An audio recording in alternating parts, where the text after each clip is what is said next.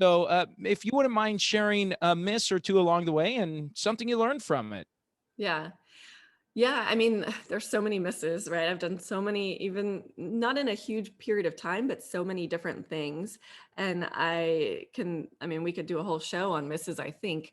But one of the biggest ones is actually also interesting because it led me to, I don't want to call it a career rock bottom, but it led me to rethink the way I was thinking about things and end up starting this business.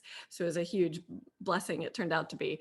But I was actually, post working at Uber, when I was in that period of doing investing, I did work on a deal that was a franchise. I had negotiated the rights to franchise out the entire Atlanta market for I won't say the name of the company, but it was in the family entertainment space, and it was a big box. So I was going to be leasing out 30 to 50,000 square feet in multiple locations across Atlanta. And there was a problem with the lease on our first location, and it wasn't coming through, and it passed the period where I was able to kind of get out of it. And I said, you know what? I don't think this is the right location. I'm gonna just get out of this one and move, because the landlord isn't cooperating or isn't able to get the permissions that they need. I'm going to get out of this and just do a different area in Atlanta. And when I did, the franchisor was not happy, and did not take my side and didn't care about what was best for the business decision for our business, only cared about how it would look to that landlord, because they were a national landlord. Now, the landlord was in breach of contract. So as far as I was concerned, it was a completely smart business decision. But I wasn't told by the franchisor until after I made it. Um, they didn't indicate that they were going to flip their um, insert word.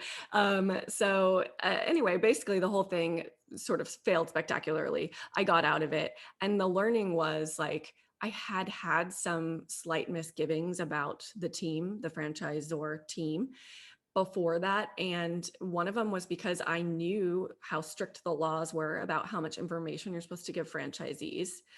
And I was getting it all. I was getting lots of detail from other franchisors on their business and their financials. And so I had some already misgivings, because I already knew they were kind of stepping over the line of the law and that kind of thing. And I went with it anyway. And I think the learning is like, trust your gut.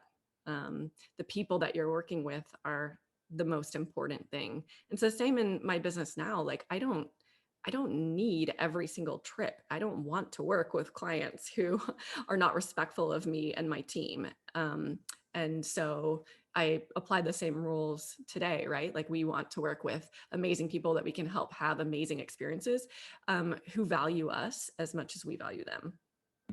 Yeah, well, it's unfortunate you had that experience in franchising. Certainly, that's something that we try to advocate with our clients. Yeah. Is to support those franchisees, help them out. That's your job as a franchisor. So I'm sorry you had to go through that. Well, Um, it was a great learning yeah, experience, like I said, and of course, like, I had worked on it for a year, and then having it fall through made me think, you know what, maybe I should just focus on what I love, and that's how we got here today. So I have yep, no complaints. absolutely.